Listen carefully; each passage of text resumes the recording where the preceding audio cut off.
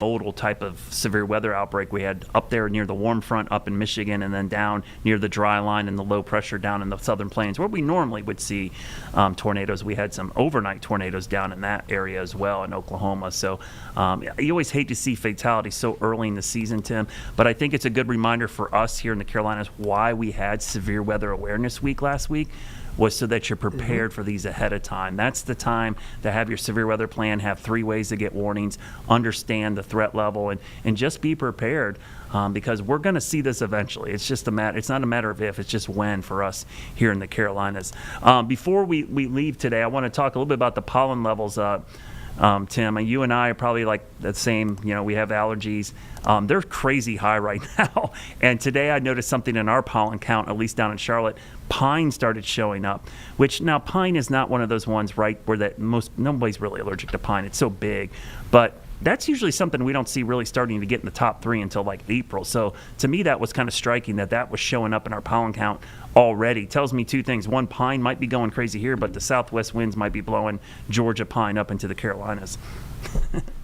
Oh, that's an interesting thought. I hadn't thought about it like that. I did see our buddy Scotty down in Myrtle, right? He snapped a photo of some of the pollen collecting in the puddles down there, and it was that yellowish pine pollen. So it's certainly going pretty strongly in Myrtle, which is obviously a different climate than us, but it shows that it is kind of getting going. For us up in the Winston-Salem collection site, they did notice 20% pine pollen in the air today, which is kind of notable as well. So maybe it is getting floated in from elsewhere. Yeah, I've noticed when we get consistent southwest winds, we'll see the pine kind of shoot up because there's a lot of longleaf pine to our southwest, so it moves up here as well. Sure. And that brings me to the hummingbirds. I'm a big bird guy. I know you are too, Tim. Last week I would have told you the hummingbirds were like behind schedule, but I'm seeing some of the crowdsourcing sites showing them as far north as Atlanta, maybe Columbia, Charleston. So they might be moving quicker than we expected because they're probably following all that pollen and warm-up because they're going for food, right? They're looking for nectar. So I think as our early warm-up, maybe these are starting to show up sooner. So if you have a bird feeder or a hummingbird feeder, it might be time to get it out in the yard because they might be showing up quicker than we normally would expect. And Brad, should I put lots of red food coloring dye in my hummingbird food? No, you should not. Okay, good. Yeah, yes. Don't ever do that. No, just use regular sugar. It works great. Don't use honey. Use normal sugar. Don't use cane sugar. That's the other thing. And clean them out. There's a lot of molds that get in those, so when you put them out for the first time, clean them out. So we're out of time. I'll probably have my bird feeder out this weekend. Stick around. We've got more news coming up after the break.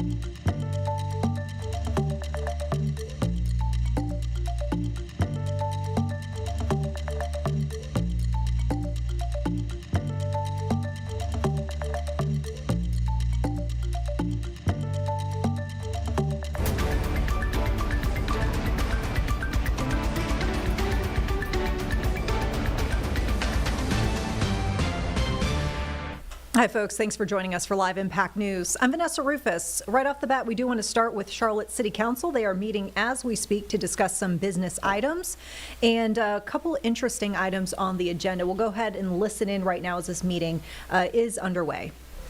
City Council adopted 7 community area plans. Those are the ones shown in gray. The blue ones were the 7 deferred. And the action taken was that we would have more engagement, hear from more residents, and get some more feedback on the 7 deferred plans. So that's exactly what we've done. We started in December. We formed a new leadership core team that brought together new voices into the process. We formed some strategic partnerships. We brought on a community engagement consultant and expert. We went back through all the comments we had heard previously and broke them into key themes. What are we hearing?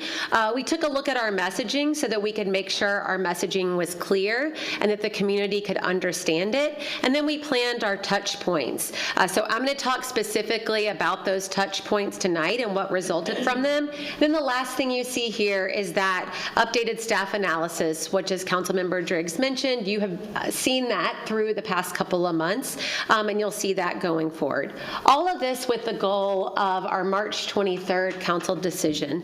So the action we took on November 24th was that we would bring this back to you for a vote no later than March 23rd. So we're hitting the nail on the head with that one. So what were our engagement opportunities? We had, for the entire month of February and part of January, we had an online survey open that was based on 2 key themes: protecting our neighborhoods and managing neighborhood change, and reducing environmental impacts.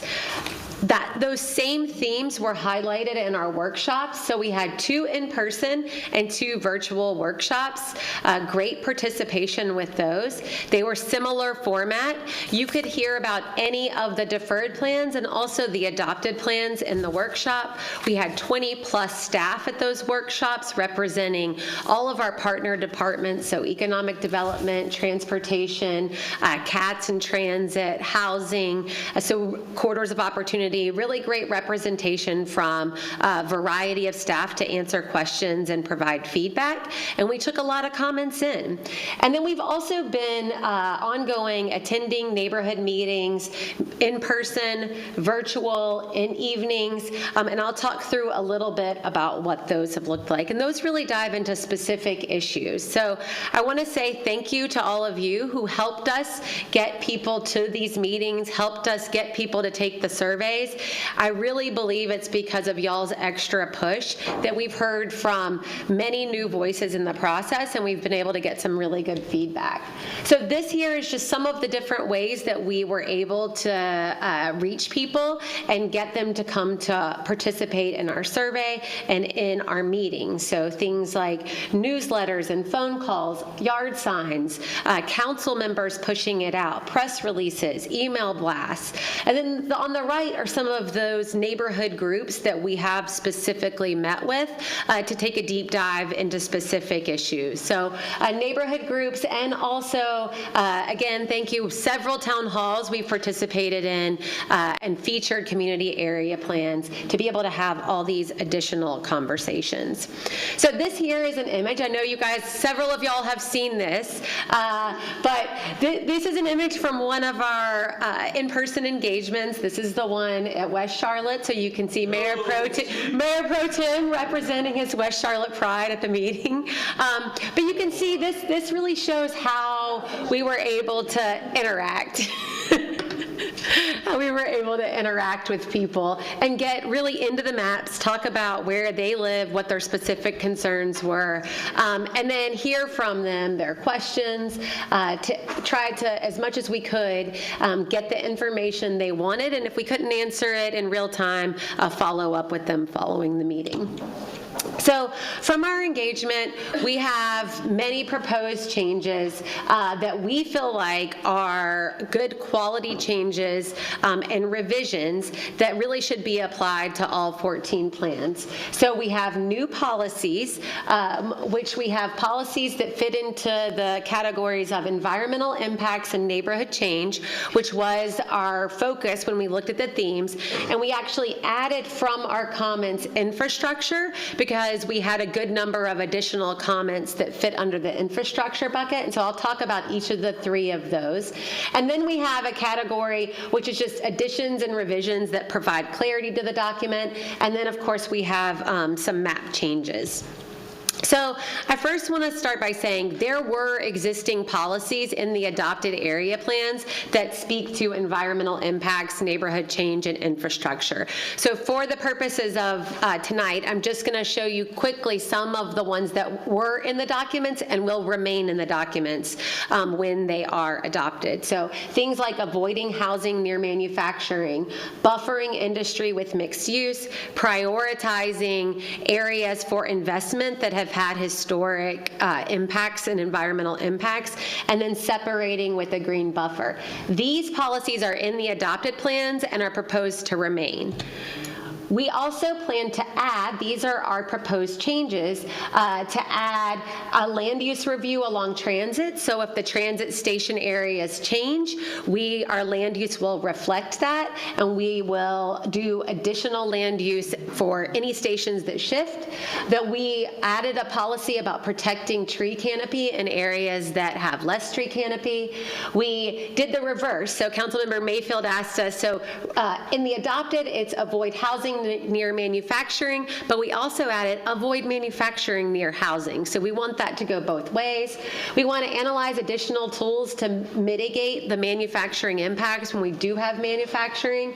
And then we want to have guidance for emerging land uses. So things that we don't know about today that may exist tomorrow, or things that have grown rapidly, we want to make sure we have guidance around those. So the example I use most frequently are things like data centers. We want to have guidance around where should they go, what is appropriate, and how should we treat those new land uses. So that's the environmental impact. Now I'm going to talk a little bit about neighborhood change. So these are in the adopted policies. It's 1, we respect our existing neighborhood character. 2, we grow where infrastructure can support it, and you'll see this in the infrastructure one too. And the way we talk about this is growing in line with our policy map and where we've already have the infrastructure in place. And then the last is that we rezone with a purpose, so we take care with rezoning. So these again are existing policies in the adopted area plans, and I'm getting ready to walk through the new policies that we are proposing to add. So in the new policies, when we focused on the neighborhood change, we even got more specific. So we heard loud and clear that people would like for us, again, we have the 2040 plan where we need to have density in the appropriate place, but we want to consider where we would not have triplexes allowed everywhere. They would be focused on transportation corridors, areas that can receive growth, where there is infrastructure. We also want to pursue lowering the maximum height, especially in areas of character where houses are typically 20 to 30 feet maximum, and right now we're seeing new houses be built much taller, so we want to pursue that. We also want to give neighborhoods the tool to opt in themselves to development limits within their neighborhood. So if an entire block wants to say, hey, we're good with one-story houses that are this big, then we have a tool that they can opt into that for themselves. And then last is that we create a quick path for residential infill that is in the same character as neighborhoods. So I know you've heard about, we've had lots of questions about how fast we're getting the ADU pattern book done. We're also working on. All right, folks, we're going to break in for just a moment because we just received an update from South Carolina environmental officials regarding the operations over at Silfab Solar Facility in Fort Mill. You'll remember that operations have been paused since late last week following a second chemical incident. There was a spill and a leak that happened on 2 separate days, Tuesday and Thursday, at that facility, and barring the any issues with, the assessments from environmental officials. It sounded like Silfab would be approved to reopen in some capacity. So this is what we're getting as far as a statement from SCDES. They are basically not seeing any reason that assembly operations should remain paused at the facility. And so they say Silfab will begin those assembly operations this evening. They note that assembly operations do not involve the use of chemicals that are regulated under the EPA's risk management program. That said, they go on to say that startup of manufacturing operations, so these are different operations, have not yet begun at the facility, and they will remain stopped until further assessment. There are a few more assessments that need to be done. You remember that you've got environmental officials from different agencies who are on site today with Silfab inspecting things, taking a look. And so they say for those manufacturing operations to begin, there are a couple boxes that need to be checked. We are going to update our web story, by the way, so you can kind of read that full statement and also get a better idea of what kind of check marks they need to place there on this list before Silfab can fully begin those manufacturing operations again. And actually, just a few moments ago, bear with me, I'm going to read this because we just got a county statement. So this is from York County. This came in just about a minute ago, and our team just sent this to me. So I want to read over this.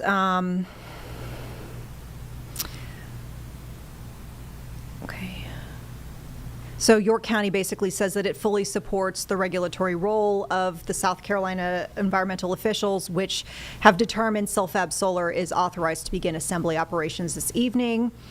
They reached a consensus with the company that manufacturing operations should remain paused until the company has met certain conditions that SCDES has authorized. So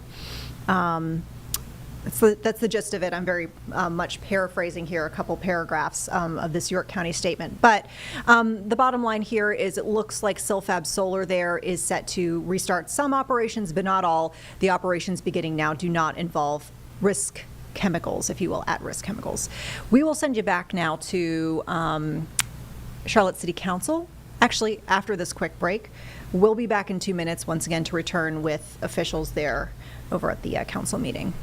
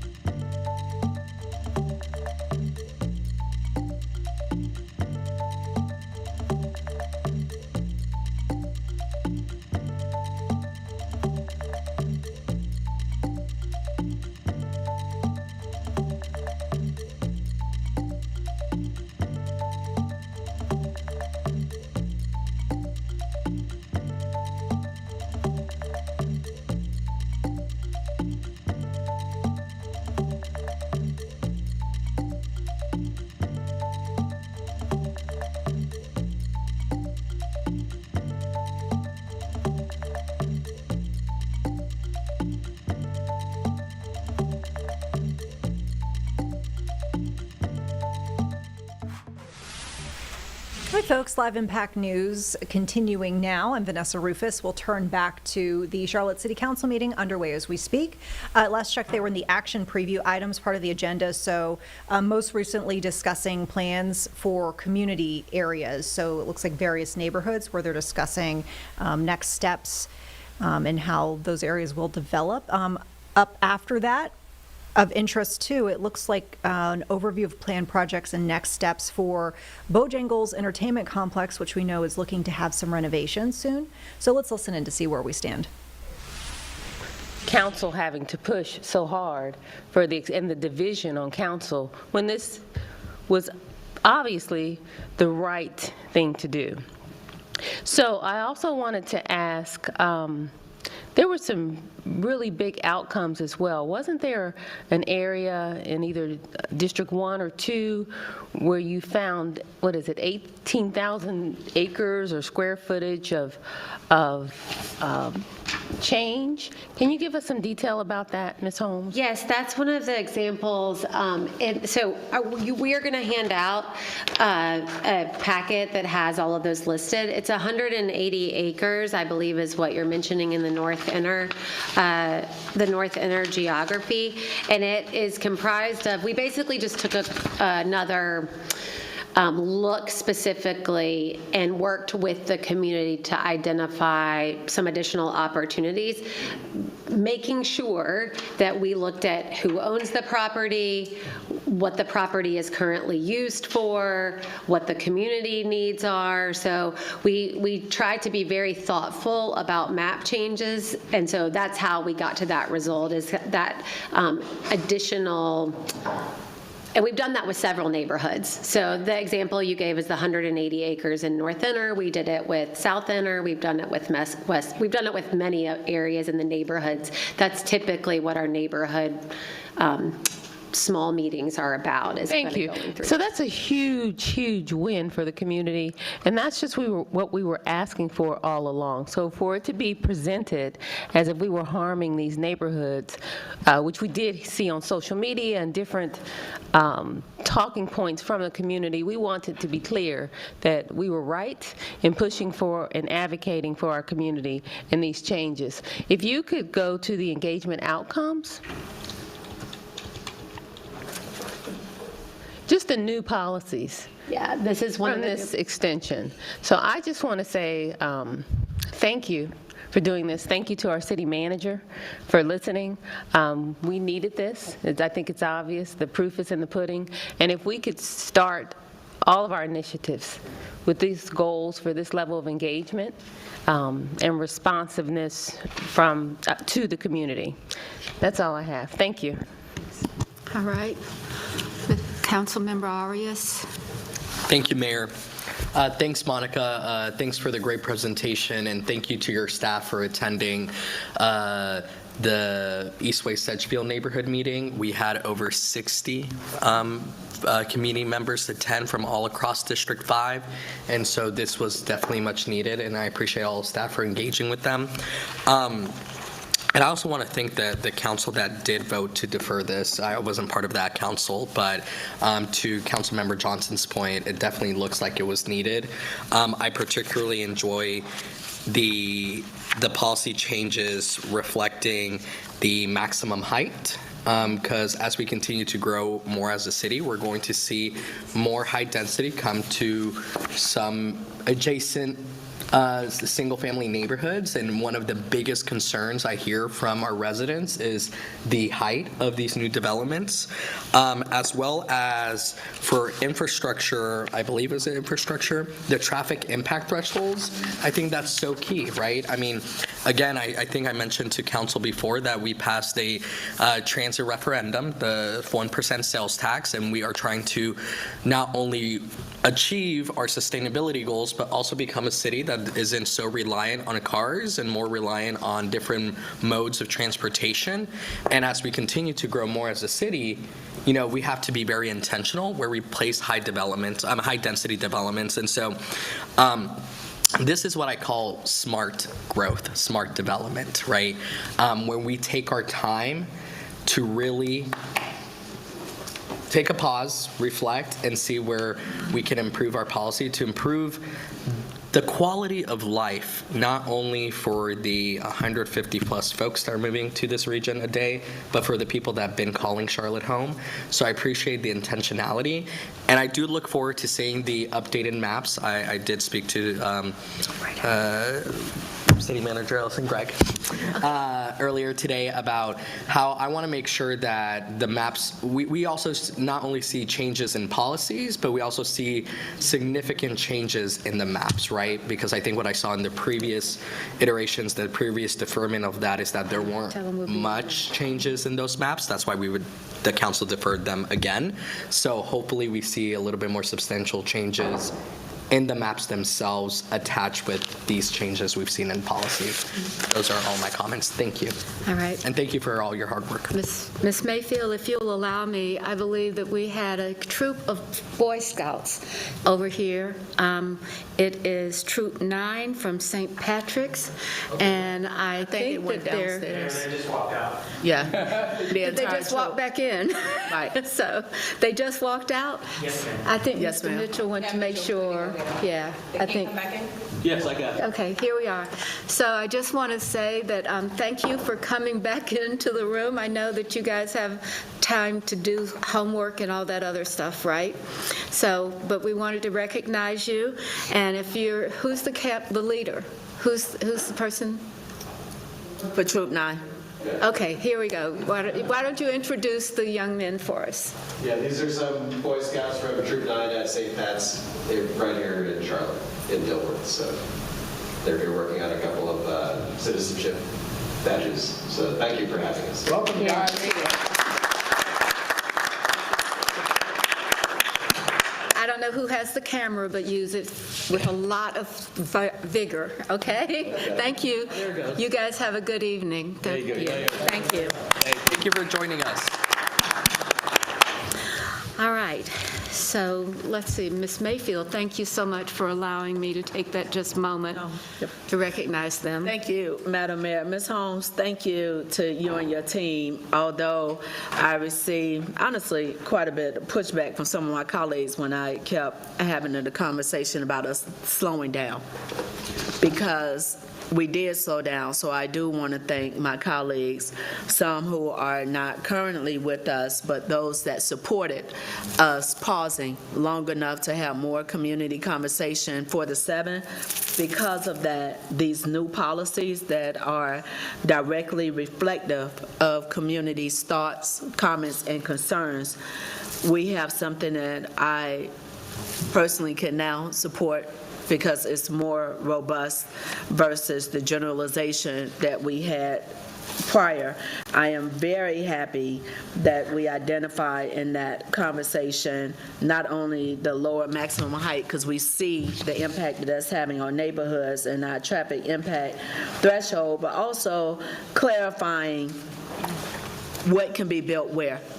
To say no residential, what CILFAB is going through right now, being built near a school, and the impact that it's having on the students as well as the families. And we did notify, data centers are very different today than what we identified in 2012 as a data center. So to have that language in place, I think actually helps us to move forward, and it helps those partners that want to build in our community have a better understanding of neighborhood's voice and what neighborhood would like to see. So I appreciate, even though I know it was difficult and staff was ready to move forward, I appreciate the fact that we slowed down to hear, and these new policies are a reflection of that. Thank you. Thank you. Mr. Driggs? Thank you, Madam Mayor. So I want to be clear, it wasn't my intention to suggest harm. I was concerned about having two sets of rules operating in the city, and that the people where there were adopted plans had more in the way of things they could point to in their engagement with staff to say, look, this is what the plan says, and that wasn't yet in place.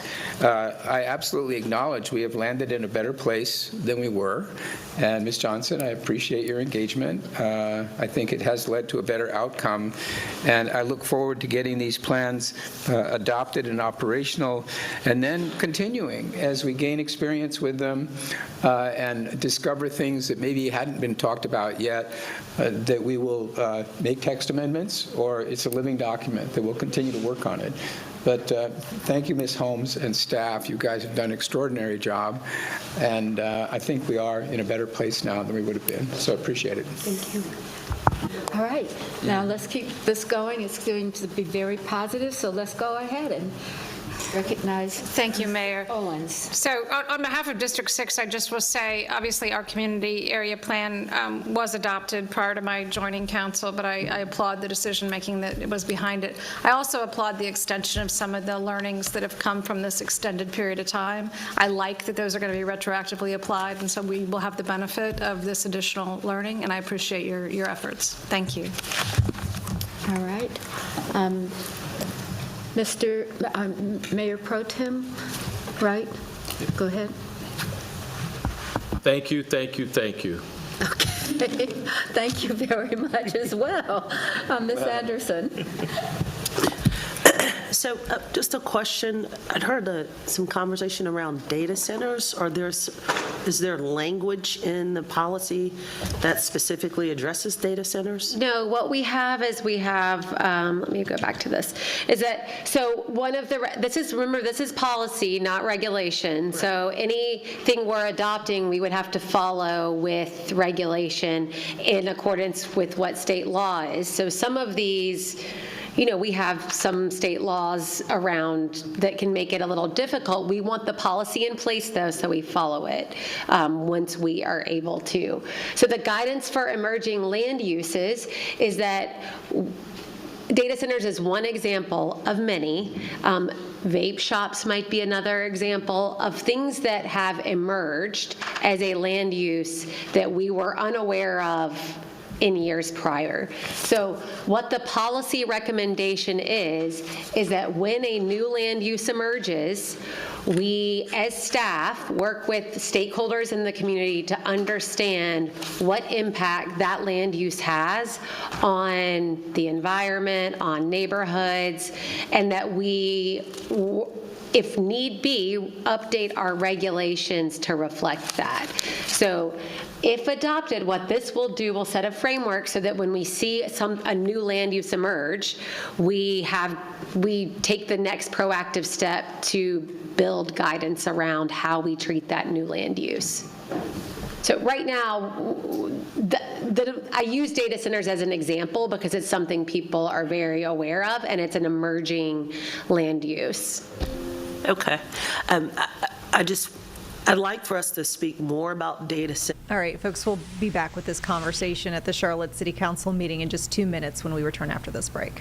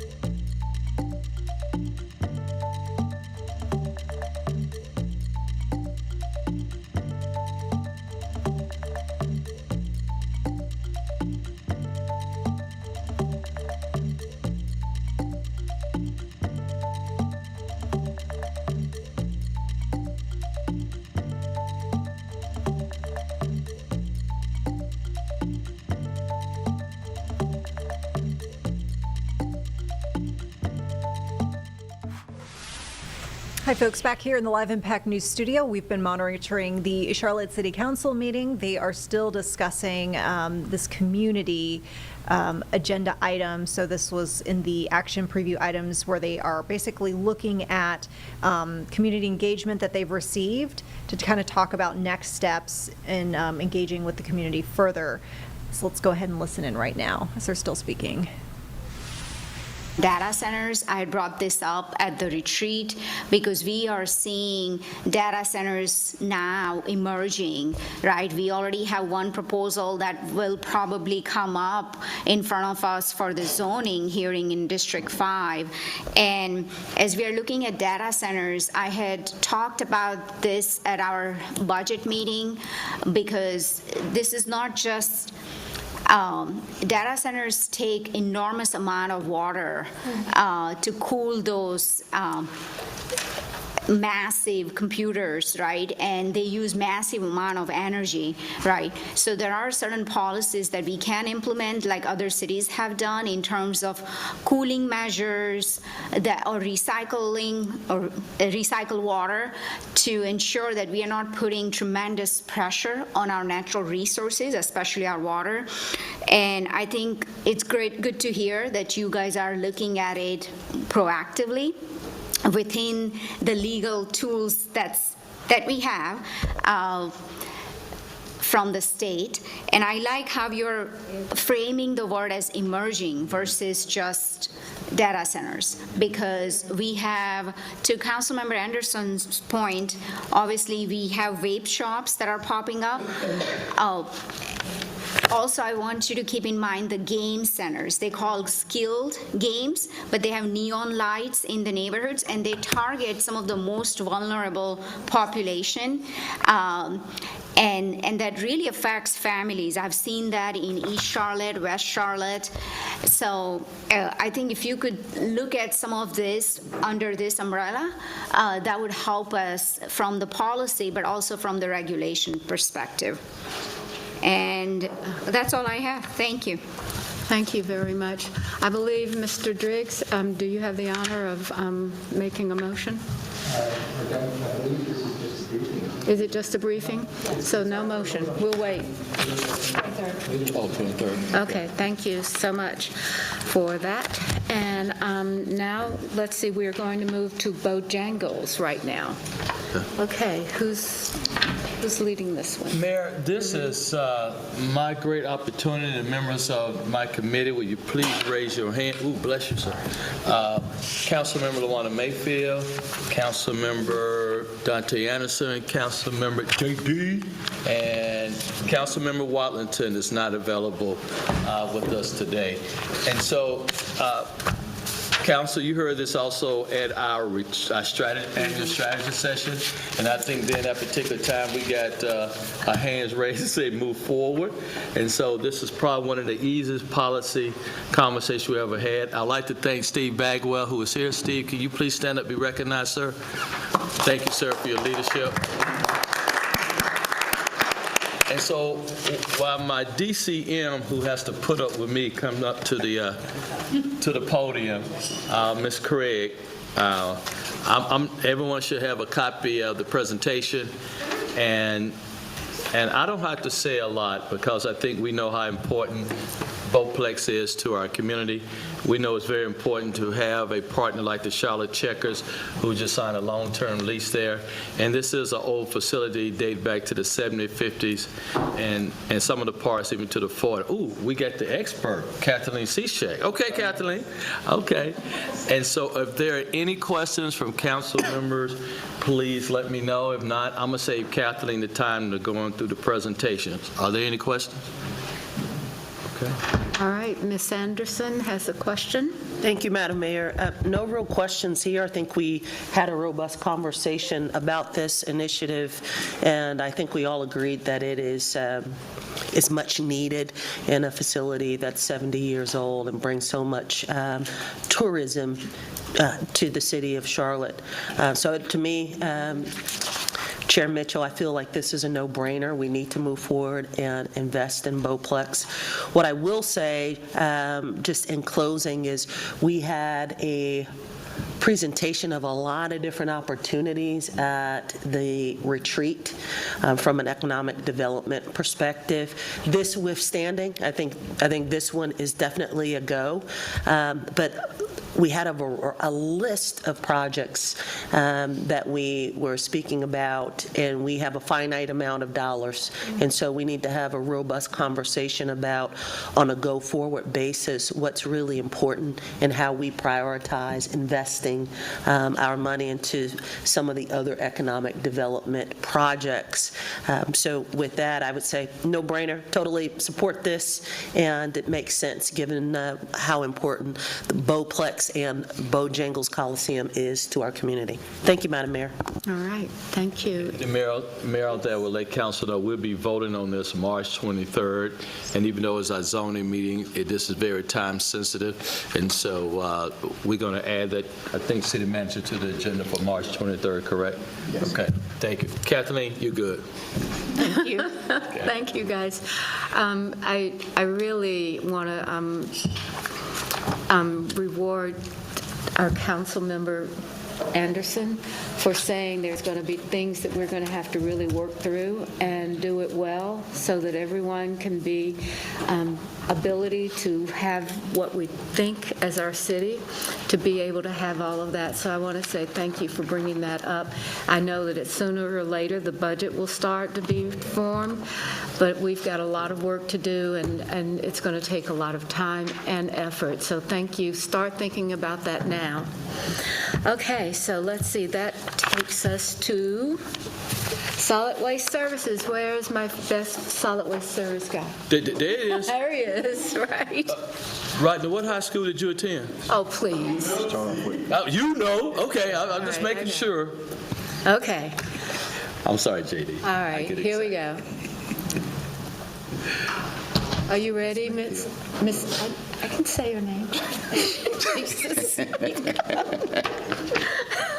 I'm sorry, Miss Mayfield. I was just waiting.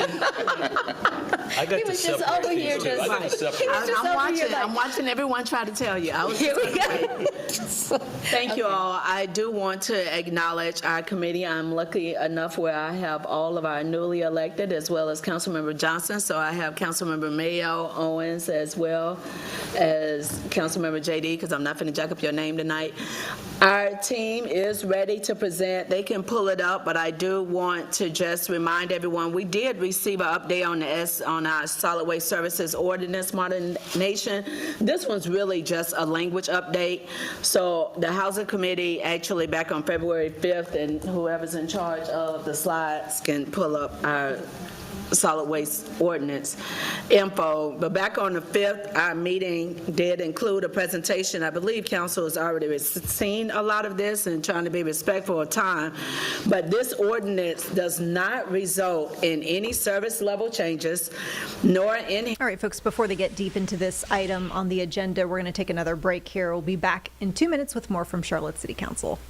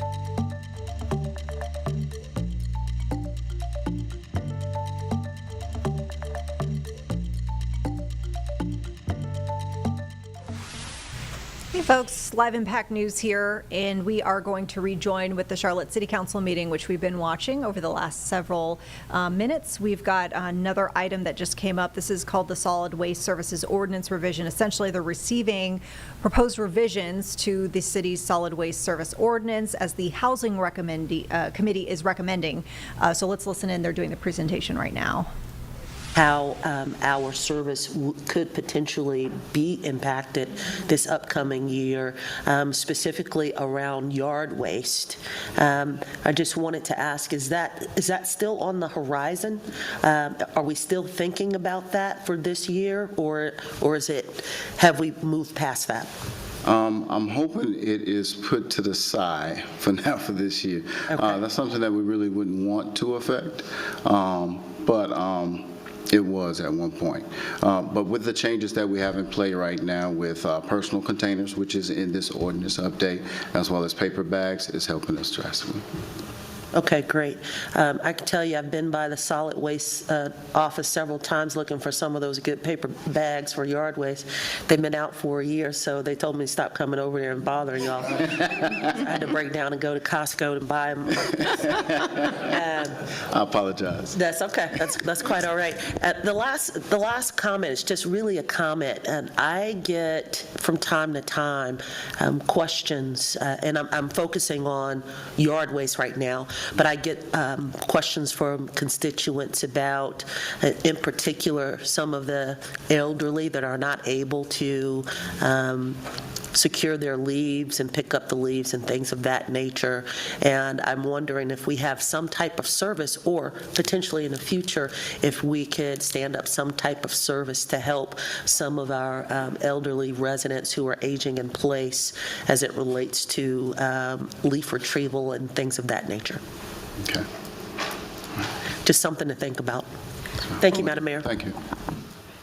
I think I have a solution for you. My cousin has a young man, and he gets $1.50 for every trash can he puts out on the curb. So, hey, I started to do it myself, But Rodney, I want to say something. A couple of weeks ago, I ran into our former mayor, and he said that I don't know, many people probably don't know this story, but it was a big deal to roll out containers, right?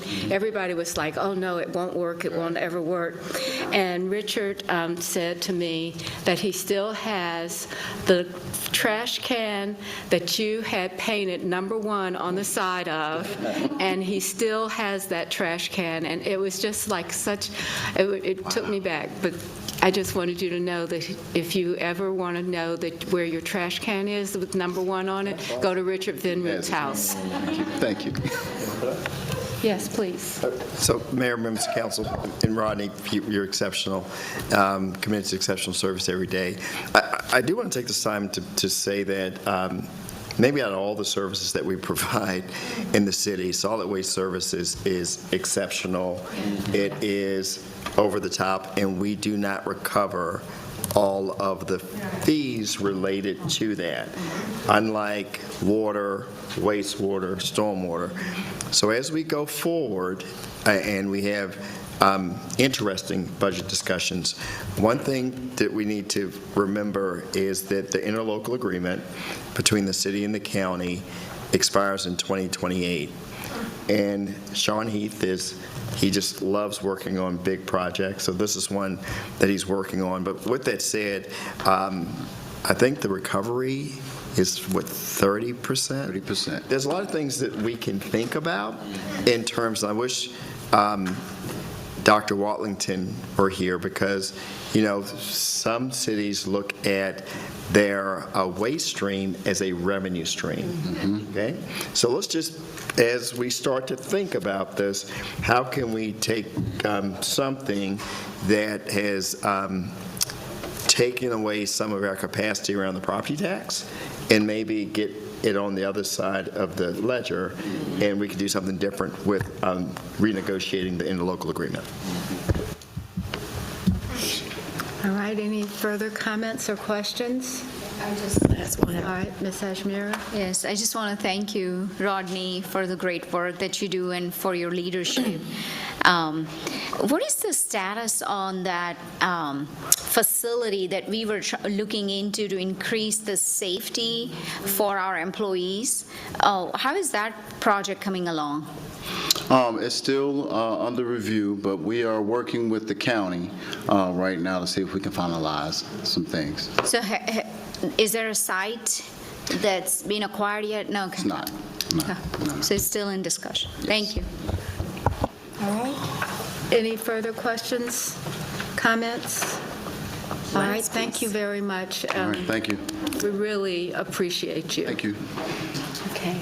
And All right, and it looks like they're about to move on to the Bojangles Entertainment Complex item. Before we do that one, we're going to go ahead and take a break here. 2 minutes, we'll be back. Keep in mind this item we know is likely to talk about funding of sorts for any sort of renovations that happen at that complex. We'll see you in 2 minutes.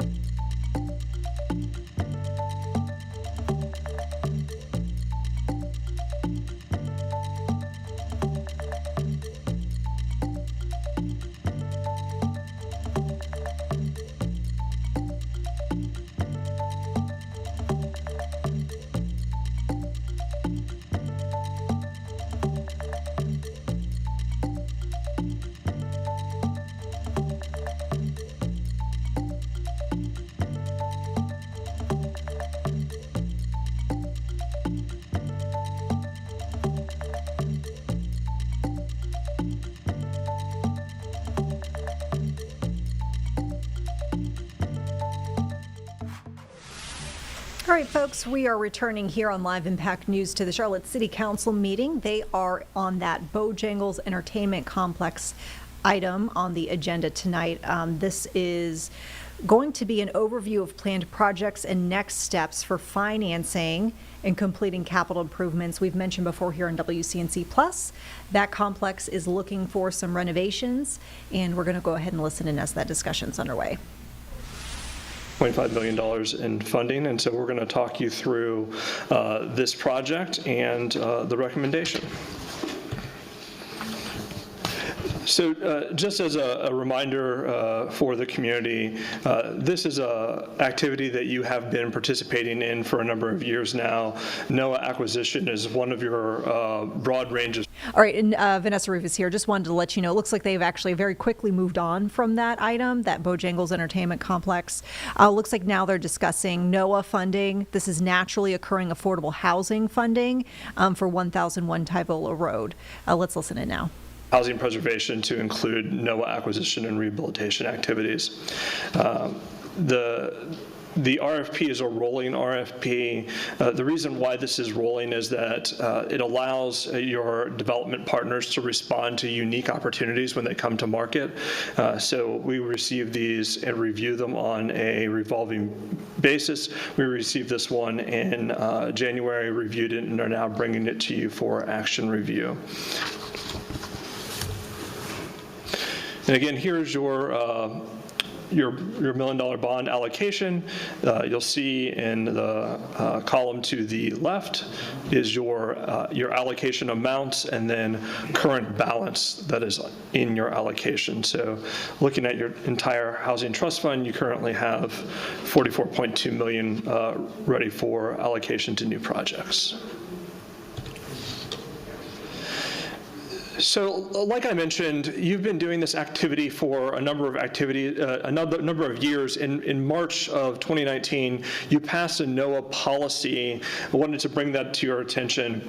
You're typically looking for projects that are 15 years of age or older and consist of 50 units or more. So these are larger NOAA acquisitions, typically older properties, looking at preserving or lowering rents, and also looking at areas that are of a high risk of losing these to conversion to a higher property. So this allows you to take down these properties and preserve the affordability.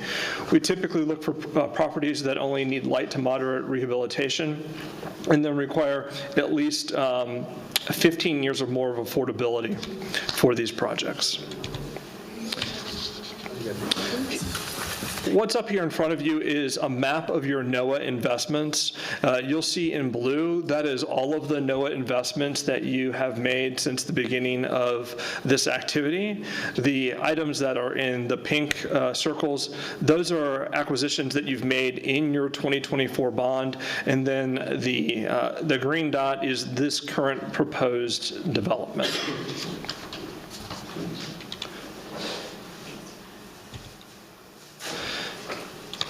So here's this development. It is 1001 Tyvola, NOAA acquisition. Well, this is your action review. This is going to come before you in an April council meeting for your consideration. And what we're looking at is a request for $3.5 million of funding to preserve this project. So this project is a little bit different than some of your NOAA acquisitions. In this project, the developer has already taken down, so they actually already own this property. And what they own it under is a short-term affordability period at 80% and below AMI. What your funding will do, if you choose to invest it in this project, will actually extend that affordability from 10 years to 60 years. So with your money, you're taking down another 50 years of affordability. And then you'll also notice down at the AMI chart, you're also moving some of the affordability down the affordability level. So instead of all of the units being affordable at 80, you're purchasing some additional affordable units, both at the 80% level and at the 30% level, also at the 70% level. So that's the new affordability you'll get with a longer affordability period. So a little bit different than some of the NOAAs that you've seen, also with a new partner, Community Solutions International.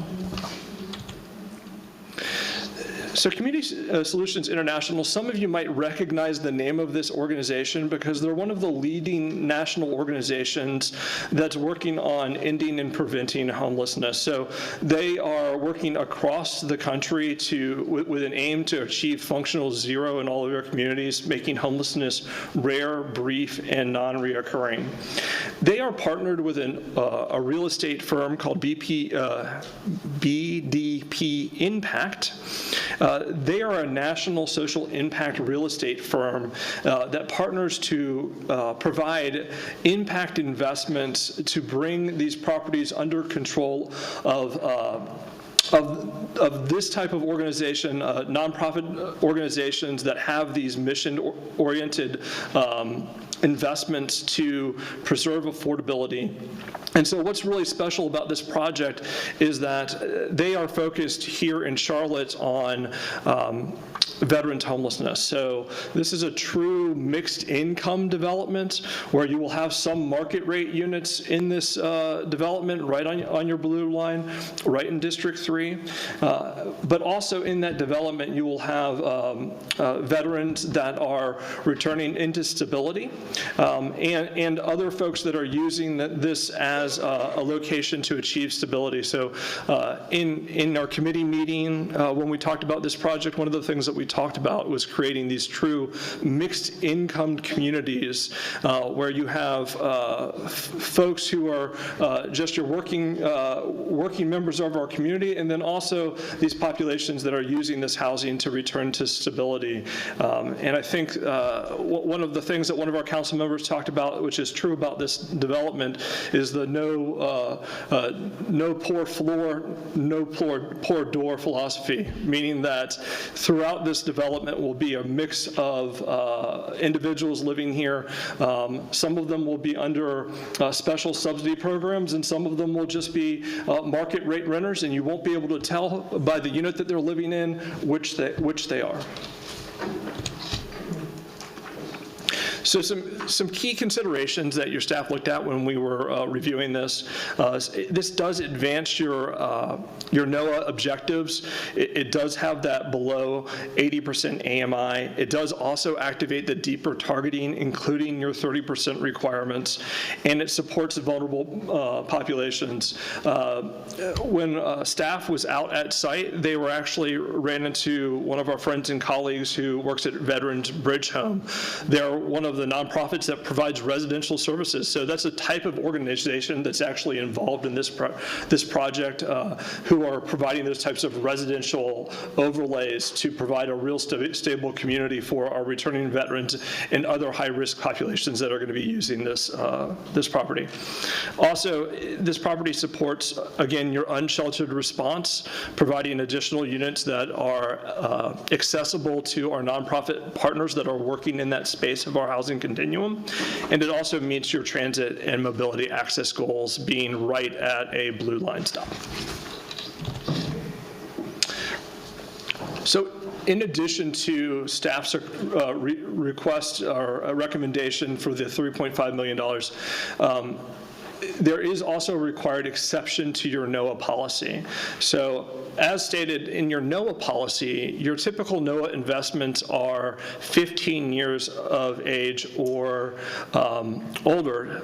So in a very novel sense, we're asking that you waive your policy so that you can allow for the purchase of a newer property into the portfolio.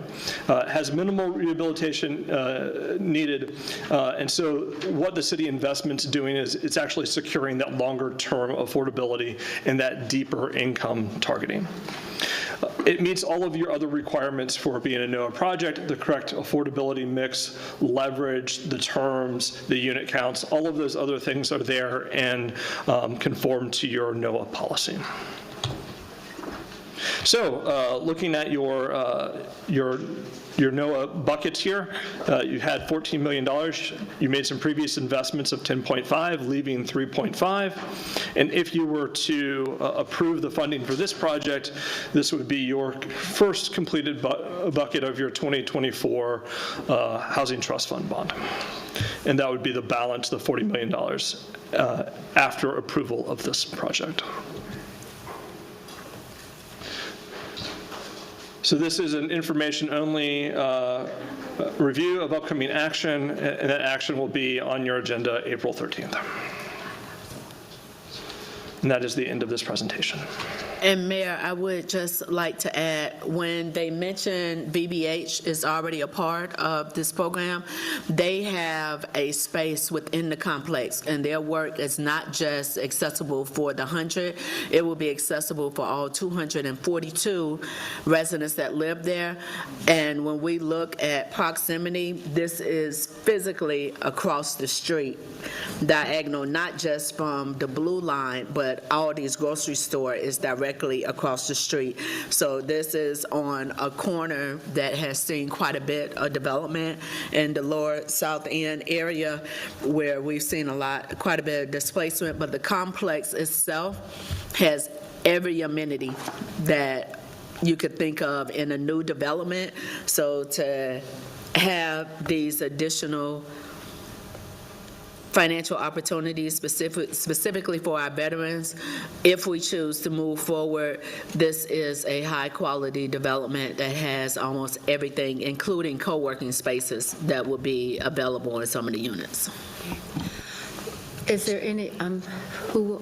Mayo. Oh, I'm sorry. Ms. Mayo? Thank you. Thank you so much for this presentation. I was excited to chat with the developers and the petitioners on this project. I think it's a unique proposition for us, particularly as we know that the Blue Line has accelerated displacement historically. So for us to actually be able to add affordable housing and affordability along the Blue Line at a relatively new project is great. And the fact that it's also near really great paying jobs. I know I'm a big fan of Costco. I know you talked about that earlier, Dante, but also Costco is right nearby there that people could easily walk and is accessible. So excited for this project. I think this is a unique opportunity for us and hope that council will vote in favor of it. Thank you. All right, let's see. Ms. Owens. So briefly, Mayor, because I'm sensitive to the passage of time, we've got a full agenda. I spoke at committee about just the excitement that I had for this project. This is exactly the type of project that I hoped to one day do, and to be able to do it so early in my tenure here is really exciting. I've spoken before. My father was a veteran. I did the point in time count, and I met a couple of veterans of different wars than the one my father was in, but still no less affected by coming back to a country that didn't always live up to its promises. So particularly at a time when we're engaging in hostilities across the world, it's not lost on me that being able to offer not only housing, but also these wraparound services that really can be a difference maker for the families of a veteran and how they come back into a world that maybe differs a little bit from the one they experienced in a foreign war. So I thank you for this opportunity, and again, I'm just very excited to be behind it. All right. I believe I had Mr. Driggs. I don't know. Mr. Driggs. Shall I go? We were just going around this way. All right. I just want to say I think this is wonderfully responsive to a bunch of things. It actually preserves, so we're avoiding the destruction and preserving something. From an economic standpoint, at $35,000 a door, given that there's no LIHTC, it's actually a very reasonable price. And the only question I had, which we can get into some other time, but I just want to say, if I look at the affordability distribution, and I'm asking myself, were there different mixes possible? Or if we had had more money, could we have achieved more in the 60 to sort of percent range, since it strikes me that that's where we have the biggest problem. So were we constrained by the remaining balance in our trust fund, or was this the model that they proposed to us? So want to give credit where credit's due. Your Housing Trust Fund manager, Mr. Engelhardt, did a lot of work with this developer to achieve this mix. I think that that's a great homework assignment, was what could have we done if there was a larger amount of money to work with. But I will tell you that there was a lot of negotiation that was done behind the scenes before this mix was arrived at in this length of time. But we can take that as a homework assignment to look at what else might be possible doing this kind of model going into the future. I just wondered, assuming we could find more money, Mr. Manager, what more could we buy in terms of affordability in the context of this structure? Because I think it's a great structure, but it feels to me like there might be an opportunity on reasonable terms to achieve more affordability. Sure, we'll have that conversation. Thank you. All right. Did you have a comment? Yes. Thank you, Mayor. I think this is the perfect example, and thank you for the presentation. Thanks to my colleagues in committee. Perfect demonstration of anti-displacement dollars at use, right? And particularly the events that we've seen in our city recently with mental health and homelessness, and making sure that we are providing some sort of relief to individuals that are without a home. I think this is perfect, particularly such a targeted population like veterans. As I mentioned during the committee, and I will be mentioning now, the federal government laid off thousands of people in the Federal Affairs Department, right? And there's significant cuts from the federal government that has really not allowed local governments to really support this. So as my committee colleague and Councilmember Owen said, it's such, and as I've spoken to the committee, this is one of those projects where it's like, great, we are on council and we are changing lives and we are improving the lives of residents, particularly those that need it the most. And I also want to point out that this is a project that also has 20 units, 30% AMI. That's right. Which is incredible, right? We don't see a lot of those projects come through. We typically see 50 to 80%. And so that we're really targeting our lowest earners in our society that really need help, that need a lift in our society. It's really impactful and aspiring and humbling that we get to do this work each and every single day. So thank you, Mayor. That's it for me. All right, thank you. Our next Councilmember Anderson. Thank you, Madam Mayor. Warren, this is a very unique approach to ANOA. I literally remember driving past these units when they were being built just a couple years ago. So it's a very interesting, unique approach to the usage of naturally occurring affordable housing. I think that the premise of what we're trying to do here is wonderful, but it's just an incredibly unique approach, and I'm sort of taking a beat here to think about the application of this, right? Also, given the type of population that you've described, that would be veterans, trying to get settled, et cetera, it is great to see that there are 20 units that are at 30% AMI, but I agree with Mr. Driggs. It would have been nice to see some of those 80 units come down the AMI percentage to make it more affordable for our veterans that might not be able to attain a 80% AMI. You mentioned that a member of your team did a lot of work on massaging these numbers. Can you just say a little bit more about that split of like 20, 40, 40? Sure. So again, we did a lot of work both. All right, folks, before we get deeper into this item on the agenda at Charlotte City Council, we will take another break here on Live Impact. We'll return in 2 minutes with more of this conversation.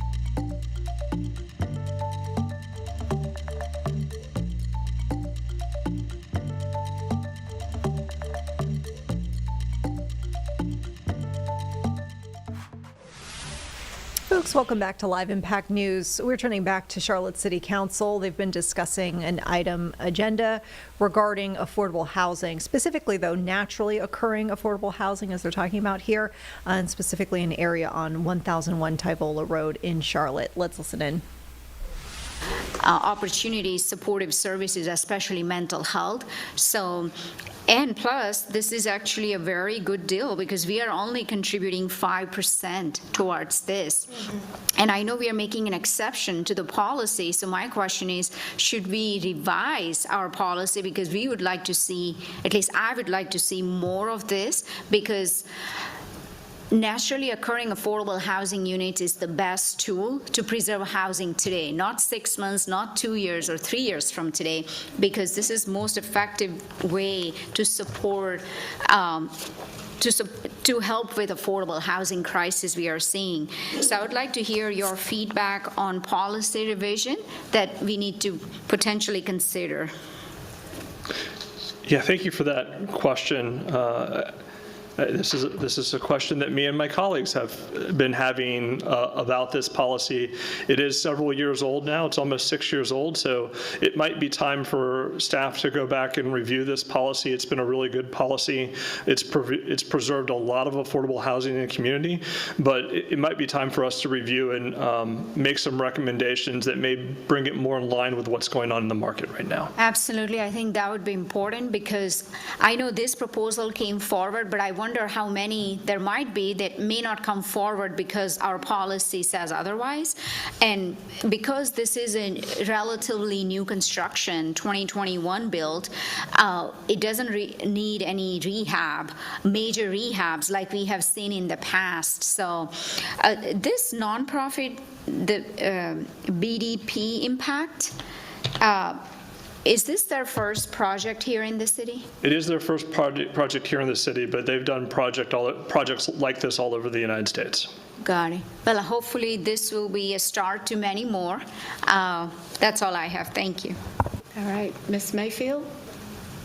Thank you, Madam Mayor. So I want to make sure we don't put staff in a particular position because we have not directed them to doing. This is not setting a new precedent, which is something we had multiple conversations about, since I'm not a fan of setting new precedent, but yet this does align with the discussion of us having a committee discussion, much like what Dr. Watlington, myself, and Councilmember Driggs were able to be a part of in 2024, where we identified recommendations for that $100 million bucket.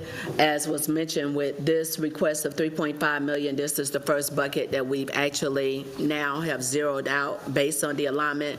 This is also the first time that this has, a strong proposal like this has come forward when you're looking at a 60-year affordability as well as identifying a target in our community. Yet, by us having the ability and with working with our attorney staff as well as our leadership with Housing and Neighborhood Services, we can identify the language so that there's space to have this type of discussion without losing our focus and goal. So this isn't to try to create a new thing, but it is being flexible enough where when a great opportunity comes before us, because there is also going to be conversation of a potential development that's a little older than this, but still has a lot of the same goals in the area that is changing rapidly. It's a matter of us staying flexible enough, but I do not want us to be too quick to jump with changing language versus being nimble enough to address the needs as they are presented when it's a strong case. Mr. Wooten, team, thank you for everything and thank you for this proposal. So I want to say this. This has probably been as productive as our retreat, this conversation and what's been going on. If you look, and so we got through the NOAA funding recommendation, the debt service process, the community area plan. I mean, this is terrific work, and I think the kind of work that you all thought about over the time that we had our retreat, and I am just very, very grateful that we are beginning to join together and make things happen. Now, I have to say, I think next week we will have the information that we need to get people back on some of the things that we're doing, and it'll take, it's just timing. We'll just have to work on it. We don't want to make a mistake or anything like that, so we do it and caution and make sure that everybody has the opportunity to speak to it. So I think now, if you guys are ready, we're going to go downstairs for our business meeting. All right, folks, and we will continue to watch this. As you heard there, they're moving on to the business portion of the agenda. They have, candidly, dozens of items on that portion of the agenda, so it looks like they'll be meeting for quite a bit longer. We'll watch that meeting in the background. Meantime, a quick break, and when we get back here, we've got some breaking news to get to on the Silfab Solar front. We also have some other headlines to touch on for the rest of the Charlotte area as well. We'll see you shortly.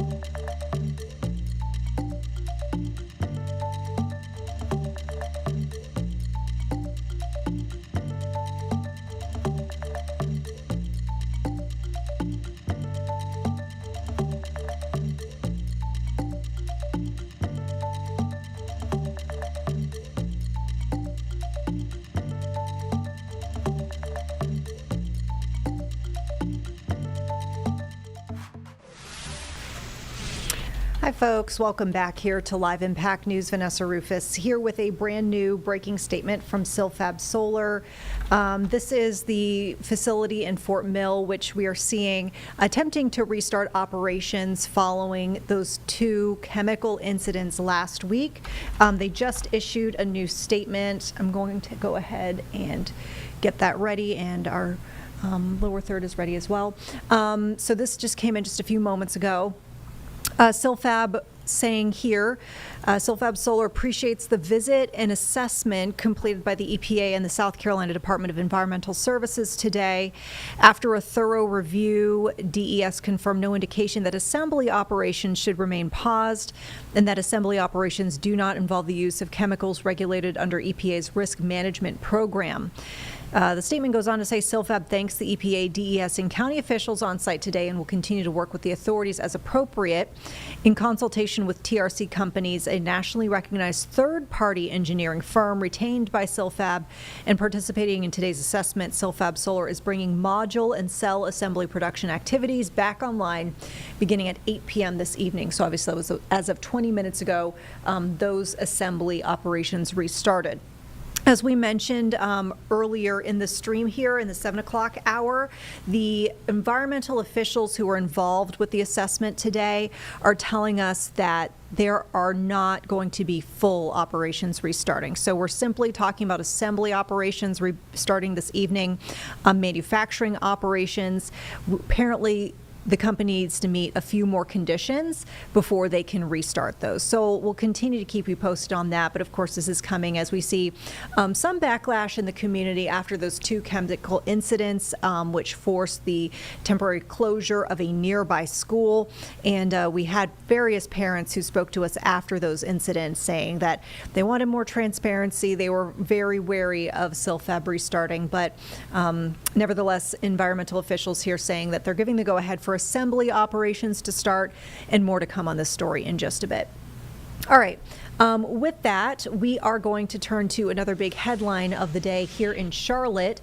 We have Ben Crump, a civil rights attorney, with the family of Dominique Moody. You remember Dominique Moody is a 6-year-old girl, and the case simply horrific. Allegations of neglect and abuse, allegations that she was forced to live for periods of time inside a dog crate. And today we see that family joining here with Ben Crump to provide a news conference calling for accountability, they say, from the county and state agencies after that child's death, saying that this death could have been prevented. And you'll remember she was found unresponsive in mid-December of last year. She was inside her guardian's home. So she was in her guardian's home, and there are 3 people now charged with her death. Let's listen into this earlier briefing. Thank you so much, Reverend Lynch, for your prayers this morning. If ever there was a time to pray for understanding, it is in this tragic killing of this 6-year-old beautiful little child, Dominique Moody.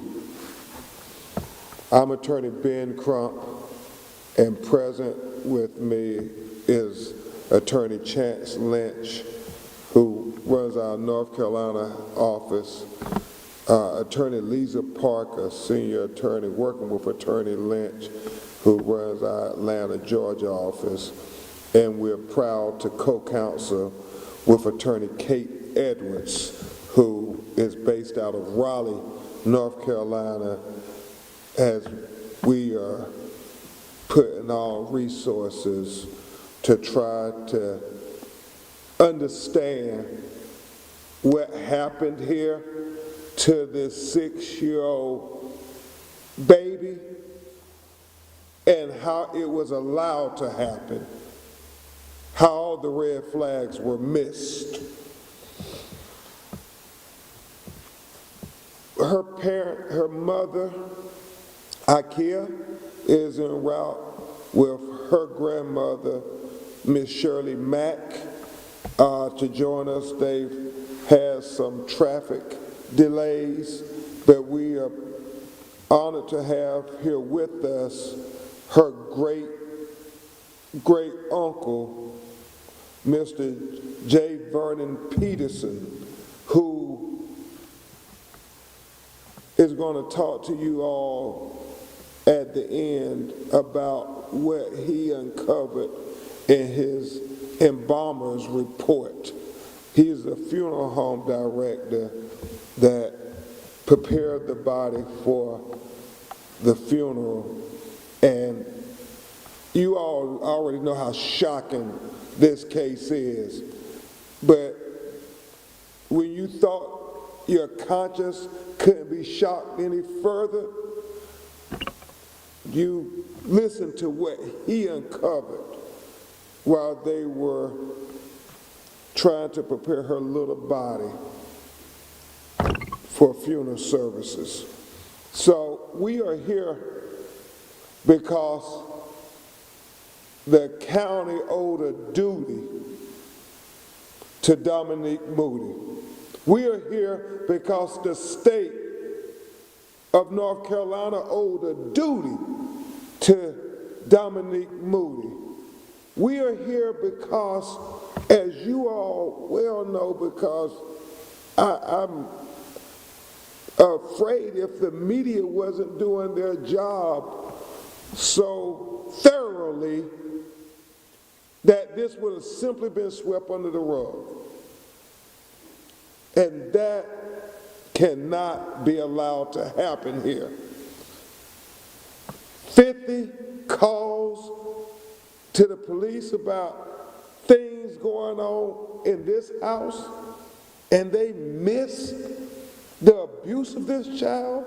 They miss the fact that she had bones broken, that she was not going to school, that she was living in a dog cage, that she had bones broken that he discovered in his embalming report that was as old as her.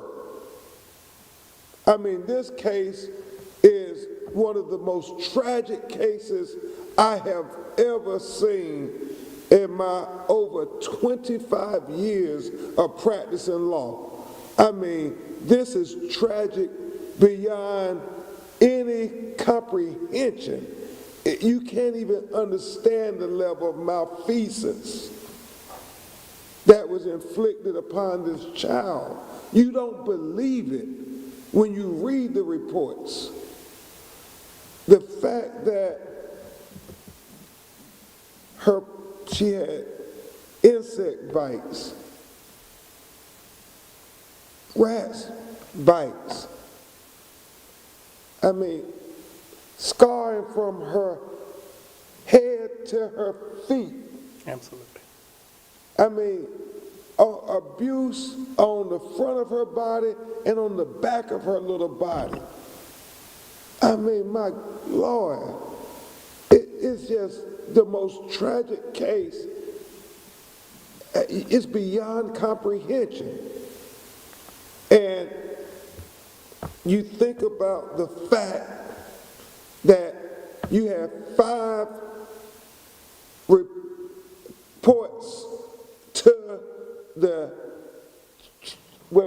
Child Protective Service and the YFS, Youth and Family Services, and the County Protective Services for Children, and they miss these red flags, these flashing lights. The school saying the little sister missed over 20 days. Who's going to go check and see what's going on in this home? Who's going to make sure that these children are safe? I mean, the things that were going on that caused this kind of abuse, you had to see if you just put eyes on the child, if you just had a visual observation, a visual examination, you would see it. Stevie Wonder would see the abuse if you just did your job and did an inspection. And the fact that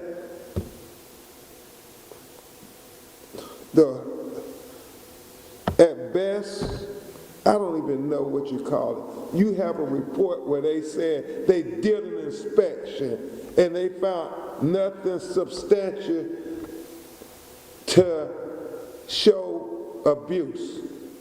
The allegations were not substantiated. But you're going to hear from Mr. Peterson that these injuries were long-standing injuries, that this child didn't get a day of peace her whole life. I mean, she was malnourished, she was encaged in a dog's cage, she never went to school. They don't believe she ever went to a doctor examination. I mean, her whole life, this little baby never, ever got a day of peace. They owed a duty to this little child, Dominique Moody. The county, Mecklenburg County, owed a duty to this little child, Dominique Moody. The state of North Carolina owed a duty to this little child, Dominique Moody. just basic human decency. Basic human decency. We owe it to this child and her family to not only find out everything that happened, but how was it allowed to happen? We plan on working with everybody to get to the truth of what happened here. Transparency on every level so we can have accountability on every level. It won't bring Dominique back, but preferably, Reverend Lynch, it will allow that nobody will miss the red flags again. Nobody. And so, thank you for the prayers, Reverend Lynch. This here turns your soul when you read these reports, and my God, when you see the pictures of this baby.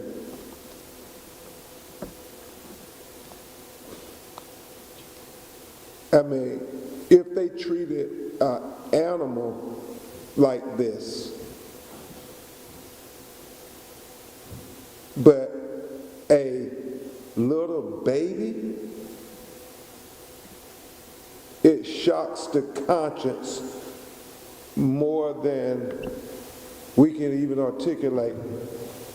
Mr. Peterson shared with us that not only was she abused throughout her life, but she also was abused even after death. And he's going to explain that to you in just a few minutes. At this time, as we continue to wait for her mother and grandmother to arrive, we're going to have you hear from Attorney Chance Lynch, who, as I said, is our North Carolina lawyer and has particular experience in dealing with cases like this, before we bring Attorney Parks up to address you. Attorney Lynch. Before we get to this next speaker, folks, we'll take another break here. We will return to resume with this address from Ben Crump and others on the Dominique Moody case out of Charlotte.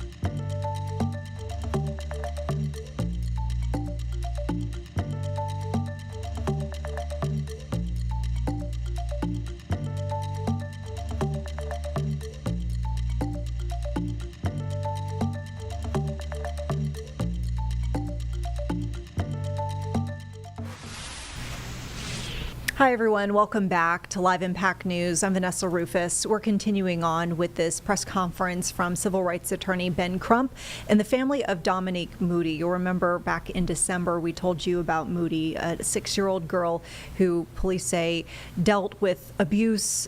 She had signs of torture on her, neglect, at some points forced to live inside of a dog crate.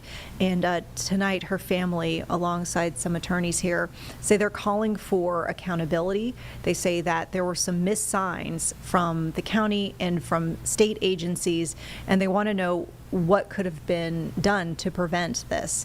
Let's go ahead and continue on with the next speaker here. 9 days before Christmas, when families are preparing meals, wrapping gifts, putting stockings on their fireplaces, checking the list to make sure that everything is done for their children. 9 days. 9 days before Christmas, the body of Dominique Moody is found, non-responsive. In the time of the year, in the season that is supposed to be celebratory, we have a beautiful baby girl who's found covered in feces, unkempt and unresponsive. 9 days, but let's just not think about the 9 days before Christmas. There's also 5 calls that were made to YFS. 5 calls that, as Attorney Crump said, that they determined was unsubstantiated. And the issue is not Dominique, because Dominique is a gift from God. Children are gifts from our Creator. We have an inherited responsibility to rear them and to protect them. And the system failed Dominique Moody. We're here to hold that system accountable, to demand transparency. And not only that, but to also demand accountability. I'm from Eastern North Carolina, and I grew up with my grandmother instilling different principles in all of her grandchildren. And one of the things that she would always say is that parents are not supposed to bury their children. Children are supposed to bury their parents. And so we're committed to seek the truth. We're committed to hold them accountable. And we're committed to making sure that this never happens to another child like Dominique Moody. Amen. Thank you so much, Attorney Lynch.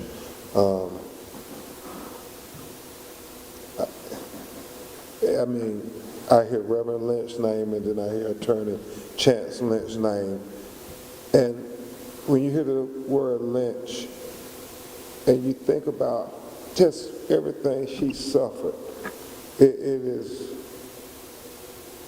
it's a different kind of lynching for this baby. As I stand here, I am still in disbelief. I am still in disbelief. It's beyond any explanation that anybody can come up with. Why would you treat a child like this? Why would you treat a baby like this? At this time, you're going to hear from Attorney Lisa Park, who is working with Attorney Lynch and Attorney Edwards to really try to get all the answers. We're endeavor to dot every I and cross every T, because we won't fail our duty to Dominique Moody.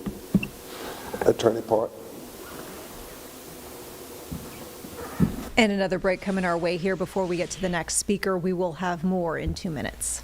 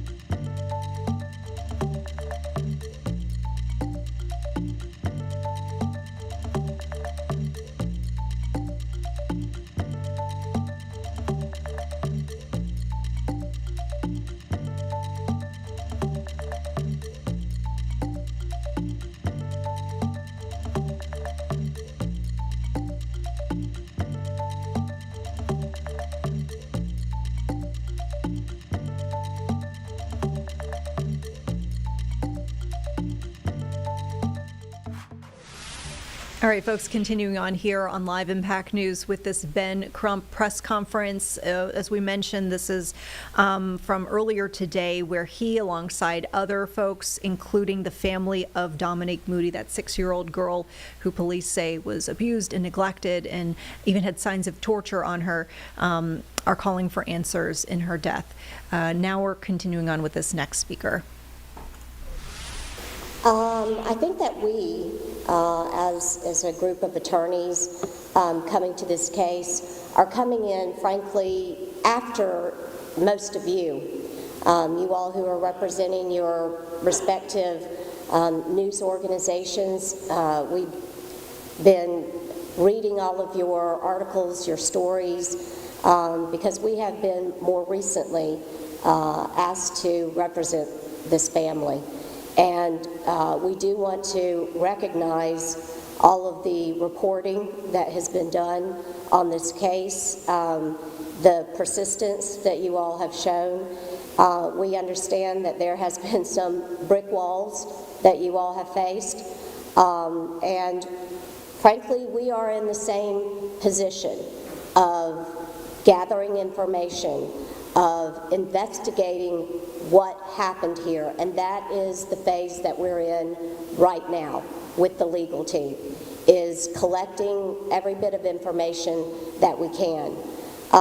We understand that we may run into the very same obstacles that you all have, and we may join the fight to get the information that is needed and that is warranted in this case.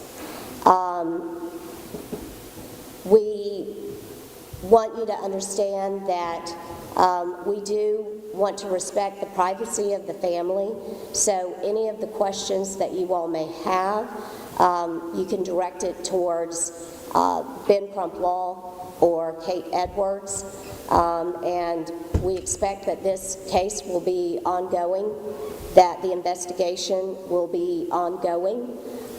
So we want to go ahead and let you all know that we recognize the hard work that you've already done. The family recognizes the work that you have done. And just like Attorney Crump has said, is that this case, as well as other cases of abused children, can get swept underneath these rugs if the media and the family don't speak up. So with that, we just want to let you know that we will be working to continue the investigation and the information in this case. Thank you so much, Attorney Park. At this time, and obviously this is extremely emotional, Dominique Moody's mother, Miss Ikea McKnight, is going to briefly address you before we call her great uncle, Mr. Peterson, to address you. And also her mother is here with her grandmother, just talk from the heart.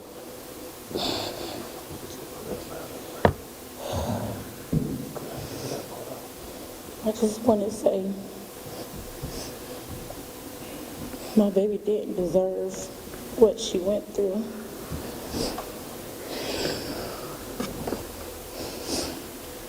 I tried as a parent to give her what I never had, which is why I trusted her. Which is why I trusted Tanya. My baby didn't deserve what was done to her.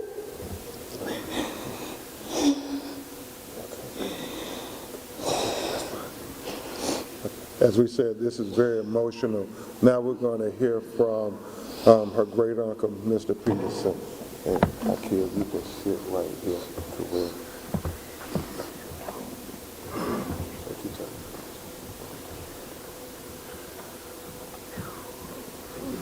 And thank you again, Reverend Lynch, for accommodating us and the family this morning. Now we will hear from Mr. J.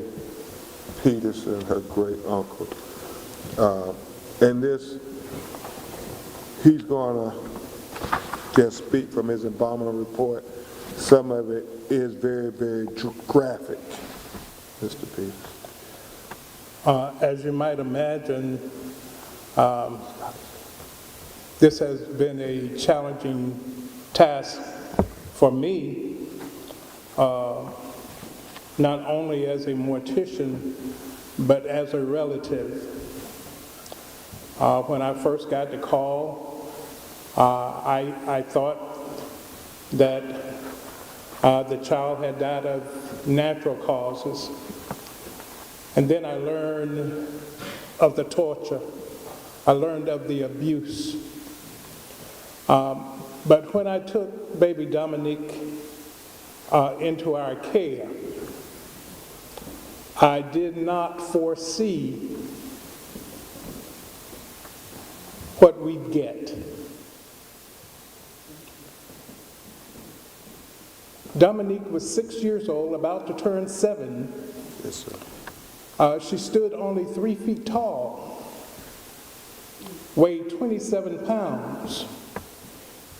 She was only 3 feet tall because her growth had been stunted because she had been duct taped inside of a dog crate.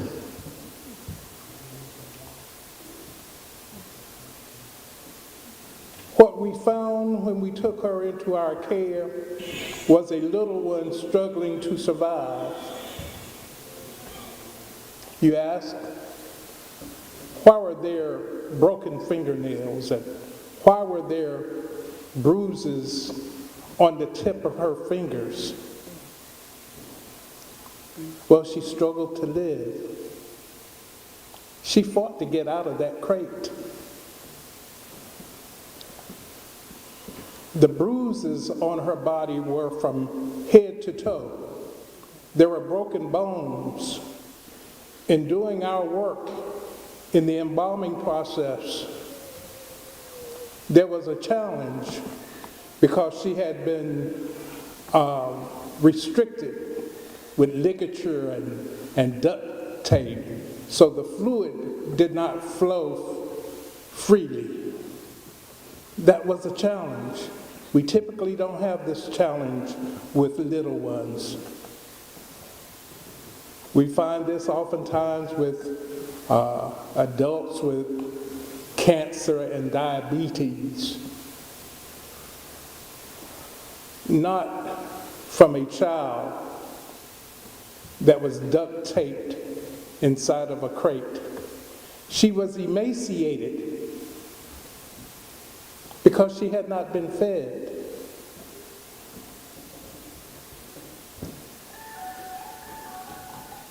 Three feet, 27 pounds. All of those scars, all of those bites from rodents and roaches, in making her presentable so that her mother could see her, that was a challenge because no mother needs to see a 6-year-old bruised from head to toe, front and back. There was not a part of her body that was not scarred. Those scars and the broken bones in her body, from our perspective, were there as long as Dominique was alive. This should not be. I've been in this business for a while.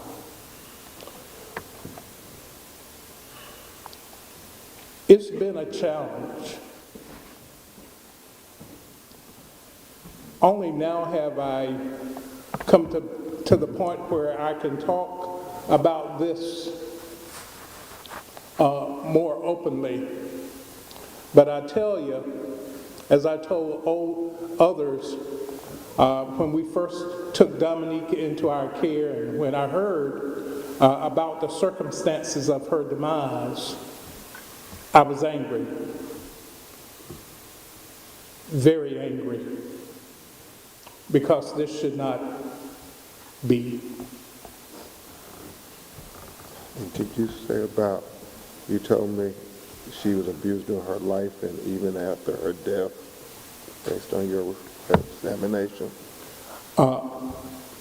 The medical examiner's report in our examination shows that Dominique was even tortured after death. She was tortured post-mortem. She was burned on her body post-mortem. This was after the child had died. Who does that? It's just unbelievable. It's unconscionable that someone would do this to a human being, much less a defenseless child. My Lord. And I am still angry. And I make no apologies for my anger. This should not happen anywhere to any child. And somebody simply did not do their job in overseeing the care of this child. Thank you so much. Thank you. Mr. Peterson. All right, and before we continue on with this press conference, obviously really tough to listen to, we're going to take another break here on Live Impact News. We'll return with more in 2 minutes.